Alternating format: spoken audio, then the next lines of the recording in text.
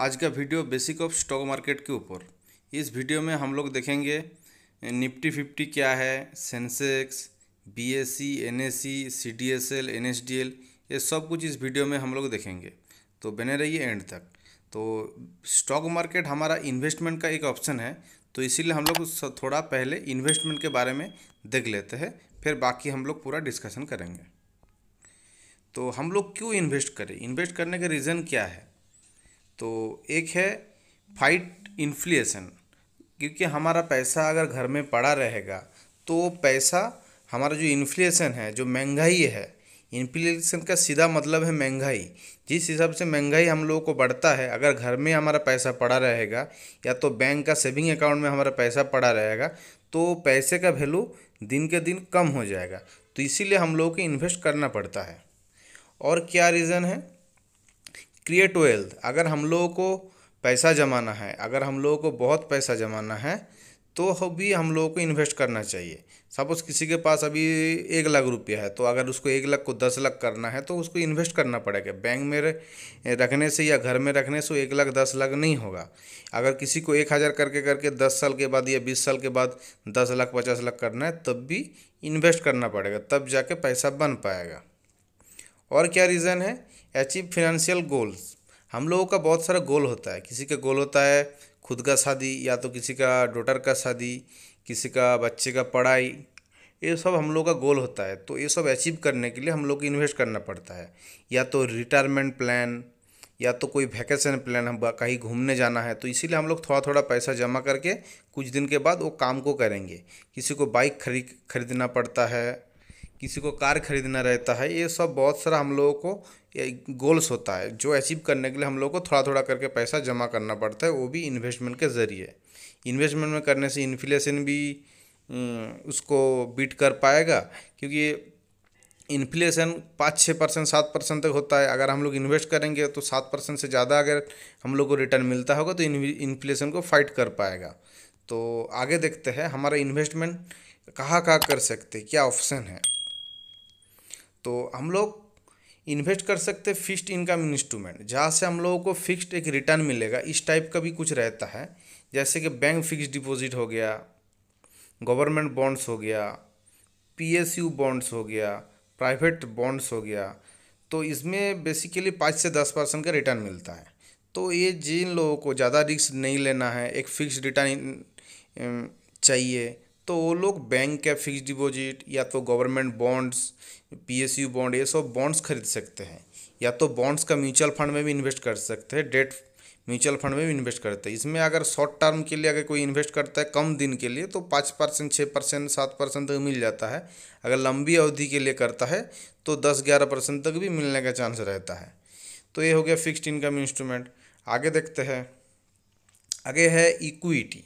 Equity मतलब हमारा जो शेयर मार्केट रहता है, जहाँ पे कंपनी का स्टॉक, कंपनी के शेयर जहाँ पे खरीदते हैं, वहाँ पे कोई सपोज रिलायंस का शेयर खरीद लिया, टीसीएस का शेयर खरीद लिया, टाटा स्टील का शेयर खरीद लिया, एयरटेल का शेयर खरीद लिया, एसबीआई का शेयर खरीद लिया। इस तरह से अगर कोई शेयर खरीदता है एचडीएफसी बैंक का, तो क्या होता है, वो कंपनी प्रॉफिट कमाता है, और कंपनी जैसे प्रॉफिट कमाता है डिविडेंड देता है, मतलब प्रॉफिट का थोड़ा हिस्सा दे देता है। और क्या करता है, वो कंपनी का वैल्यूएशन बढ़ जाता है, तो शेयर प्राइस भी बढ़ता है। इस तरह से इक्विटी भी एक बहुत बड़ा इन्वेस्टमेंट ऑप्शन है। इसमें भी हम लोगों को बेसिक रिटर्न 12 से 30% तक मिल जाता है। इसमें क्या है, ये 12 से 30% एक एवरेज रिटर्न है 5-10 साल का। 1-2 साल में तो कभी 100% तक, 200% भी रिटर्न दे चुका है या अभी देता है, अभी कभी कभार नीचे भी जाता है। तो अगर हम लोग बेसिकली एक टाइम पीरियड का देखेंगे 5 साल या 10 साल के पीरियड में, तो ये 12 से 30% के अंदर इक्विटी रिटर्न देता है। और क्या ऑप्शन है हम लोग इन्वेस्ट करने के लिए हमारा पैसा, और कहाँ इन्वेस्ट कर सकते हैं? हमारा पैसा हम लोग रियल एस्टेट में इन्वेस्ट कर सकते हैं। सपोज़ कहीं हम लोगों को लैंड मिल गया, लैंड खरीद लिया, कहीं अपार्टमेंट खरीद लिया, बिल्डिंग बना लिया या बिल्डिंग खरीद लिया, तो यहाँ पे भी हमारा पैसे को इन्वेस्ट कर सकते हैं। यहाँ पे इन्वेस्ट करने से हम लोग को 2 तरह के इनकम मिलेगा। एक रेंटल इनकम, वो लैंड से या वो बिल्डिंग से, वो घर से हम लोगों को मंथली रेंट देंगे तो एक रेंटल इनकम आ जाएगा। या तो और कैपिटल एप्रिसिएशन, तो उसका वैल्यू भी बढ़ता रहेगा दिन के दिन, जिस हिसाब से प्रॉपर्टी का वैल्यू बढ़ेगा। तो हमारा इस तरह से 2 तरह का भी इनकम होता है रियल एस्टेट में। तो ये भी। और एक ऑप्शन है हमारा कमोडिटी, जहाँ पे कमोडिटीज़ में जहाँ पे गोल्ड बहुत फेमस है। हम लोग सब में जो गोल्ड का ज्वेलरी वगैरह खरीदते हैं, हम लोगों को पता है 10 साल पहले गोल्ड कितना सस्ते में मिलता था, अभी कितना महंगा हो गया। इस तरह से गोल्ड है, सिल्वर है, ये सब में हम लोग इन्वेस्ट कर सकते हैं, जो दिन के दिन जिसका वैल्यू बढ़ता ही है। तो इसमें भी हम लोग अगर देखेंगे, इसका भी बेसिक रिटर्न 7 से 10% तक होता है। हाँ दोस्तों, हम रियल एस्टेट में बेसिक ऑफ रिटर्न्स नहीं पता है, क्योंकि रियल एस्टेट में बेसिक ऑफ रिटर्न्स पता करना थोड़ा मुश्किल है, थोड़ा डिफ़िकल्ट है, क्योंकि उसको डिपेंड करता है बहुत सारे फैक्टर के ऊपर। तो आगे देखते हैं इक्विटी। अभी हम लोग हमारा बेसिक ऑफ जो स्टॉक मार्केट इक्विटी के बारे में हम लोग अभी डिस्कशन करेंगे। तो इक्विटी क्या होता है? इक्विटी कंपनी का स्टॉक जहाँ पे खरीदते हैं शेयर मार्केट में, कैसा होता है? सपोज़ कोई कंपनी को पैसा चाहिए होता है, सपोज एयरटेल को सपोज 5G लॉन्च करने के लिए उसको बहुत सारा पैसा चाहिए, तो उसका बिजनेस ग्रो होगा। तो क्या करेगा? उसके पास अगर पैसा नहीं होगा तो क्या करेगा? वो बोलेगा पब्लिक से हम पैसा उठाएंगे और मेरा कुछ हिस्सा, उसका कुछ शेयर्स पब्लिक को बांट देगा। तो इस हिसाब से वो शेयर निकालेगा, वो कुछ एक प्राइस फिक्स कर देगा, 50, 100 या 100, 200 जो भी हो, उस हिसाब से कुछ हिस्सेदारी 10% या 20%, 25 या 50% जो भी पब्लिक को वो बेच देगा। पब्लिक को बेच देगा, उसके बिना पब्लिक को क्या मिलेगा? एयरटेल कंपनी का हिस्सेदारी मिल जाएगा, मतलब ओनरशिप मिल जाएगा थोड़ा सा परसेंटेज का। तो उसमें क्या होगा? एयरटेल को जब आगे प्रॉफिट होगा उसमें डिविडेंड देना पड़ेगा। जैसे कंपनी को प्रॉफिट होगा, कंपनी आगे जाएगा तो शेयर का प्राइस भी बढ़ेगा। इस तरह से बहुत सारा कंपनी है, जैसे रिलायंस है, बजाज फाइनेंस है, SBI है, HDFC बैंक है, ब्रिटानिया है, ऐसे बहुत सारा है। कम से कम 5 से 6 हज़ार स्टॉक हम लोगों का स्टॉक एक्सचेंज में लिस्टेड है। ये सब पैसा उठाया है मार्केट से अपना हिस्सेदारी बेच के। तो ऐसे हम लोग रिटेल इन्वेस्टर हम लोग उसको खरीद सकते हैं, खरीद के हमारा इन्वेस्ट कर सकते हैं इस सब कंपनी का शेयर खरीद के। तो ये सब जहाँ पे खरीदना बेचना होता है उसको शेयर बाज़ार बोलते हैं।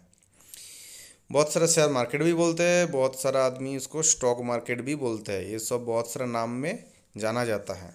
तो इक्विटी का थोड़ा कॉन्सेप्ट हम लोग क्लियर हुआ। तो हम लोग अभी देखेंगे ये सिस्टम कैसे चलता है, ये सिस्टम को कौन चलाता है, कैसे, जैसे इसको रेगुलेट कौन करता है पहले हम लोग देखेंगे। जैसे बैंक को रेगुलेट करता है RBI।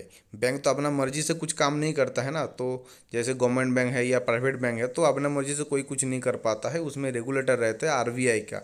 RBI जैसा बोलता है इस तरह से बैंक करता है। ऐसे ही शेयर मार्केट में, स्टॉक मार्केट में रेगुलेट करता है SEBI, security and exchange board of India. SEBI द्वारा शेयर मार्केट को रेगुलेट किया जाता है।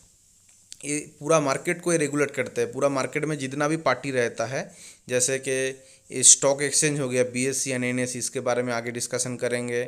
इसको भी रेगुलेट करते हैं, उसको कैसे काम करेगा वो बताते हैं। स्टॉक ब्रोकर, आप लोग जहाँ पे शेयर खरीदना है, बेचने के अकाउंट जिसके पास खुलवाते हैं उसको स्टॉक ब्रोकर बोलते हैं, उसको भी रेगुलेट करते हैं, उसका भी बताते हैं कैसे काम करना है नहीं करना है। इन्वेस्टर मतलब हम लोगों को भी एक सिस्टम के ज़रिए इन्वेस्ट करना पड़ेगा, वो भी सेबी ने वो रूल्स को भी बनाया है। कॉरपोरेट जैसे रिलायंस, टाटा, ये सब कंपनी, उसको भी सेबी का रूल्स मानना पड़ता है। लार्ज इन्वेस्टर, जो बड़ा बड़ा इन्वेस्टर होता है, वो अगर कोई भी स्टॉक को, मार्केट को मैनिपुलेशन नहीं कर पाए, इसीलिए सेबी भी कुछ रूल्स बनाए हैं, या देखते हैं। और क्या रहता है सेबी का? ओवरऑल मार्केट डेवलपमेंट के बारे में देखता है, जैसे मार्केट थोड़ा आगे जाए, मार्केट का अच्छा है, पूरा सिस्टम इजी हो, तो ये सब देखता है। और क्या करते हैं सेबी? इन्वेस्टर को प्रोटेक्ट करता है फ्रॉड होने से, कोई स्कैम होने से। तो सेबी का बहुत रोल रहता है शेयर मार्केट में। और आगे देखते हैं एक्सचेंज के बारे में। अभी तो हो गया, इसको रेगुलेट करते हैं। अभी हमको अगर शेयर खरीदना है तो हम लोग कहाँ से शेयर खरीदेंगे? तो इसका भी कुछ तो मार्केट होना चाहिए। जैसे हम लोग को अगर सब्जी खरीदना है तो हम लोग चले जाते हैं सब्जी मार्केट में। अगर शर्ट पैंट खरीदना है तो हम लोग चले जाते हैं मॉल्स में या कोई दुकान में। तो ऐसे अगर हमको शेयर खरीदना है तो हम लोग कहाँ जाएंगे? तो इसीलिए इंडिया में 2 एक्सचेंज है, उसको एक्सचेंज कहा जाता है। एक है NSE, नेशनल स्टॉक एक्सचेंज, एक है BSE, बॉम्बे स्टॉक एक्सचेंज। यहाँ पे शेयर का खरीदारी बेचदारी होता है, मतलब यहाँ पे शेयर सेलिंग बाइंग होता है। ये इंडिया का एक्सचेंज है। तो यहाँ पे हम लोग डायरेक्ट यहाँ पे जाके नहीं खरीदेंगे, इसमें हम लोग कोई स्टॉक ब्रोकर के थ्रू यहाँ पे जाके खरीदेंगे। पूरा ऑनलाइन प्रोसीड्यूर है। तो अभी देखते हैं, अगर शेयर हम लोग खरीद लिए हैं तो वो शेयर हम लोग रहेगा कहाँ पे, वो रहने का भी तो कोई जगह रहेगा। पहले क्या होता था, बहुत साल पहले फिजिकल सिस्टम रहता था, मेरे पास डॉक्यूमेंट रहता था फिजिकली, वहाँ पे रहता था। तो अभी क्या है, डिपॉजिट डीमेट का टाइम आ गया, डीमेट अकाउंट खोलना पड़ता है। तो डीमेट में जो शेयर रहता है, इसमें हमारे इंडिया में दो जगह है, एक है NSDL, national security depository limited, और एक है CDSL, central depository securities limited. ये दो है, इसमें हमारा शेयर यहाँ पे जमा रहता है। सिर्फ शेयर नहीं, म्यूचुअल फंड जो हम खरीदते हैं, म्यूचुअल फंड का जो यूनिट है वो भी यहाँ पे जमा रहता है। तो ये हमारा दो इंडिया का डिपॉजिटरी है जहाँ पे हम लोगों का शेयर वगैरह, म्यूचुअल फंड वगैरह जमा रहता है। आगे देखते हैं इंडाइसेस। इंडाइसेस क्या है, ये एक शेयर मार्केट का सूचक है। मतलब अगर कोई सपोज किसी को अगर कोई पूछता है जो आज शेयर मार्केट का क्या हाल है, शेयर मार्केट में क्या हुआ है आज, तो हम लोगों को कैसे बताएंगे, क्योंकि 5-10 हज़ार शेयर कंपनी का स्टॉक शेयर बाजार में है, तो हम लोग 5-10 हज़ार का एक एक करके बोलेंगे, उसमें ऐसा नहीं बोलेंगे। तो उसको अगर आंसर करना है तो इसके लिए कुछ इंडेक्स बना हुआ है, कुछ सूचक है।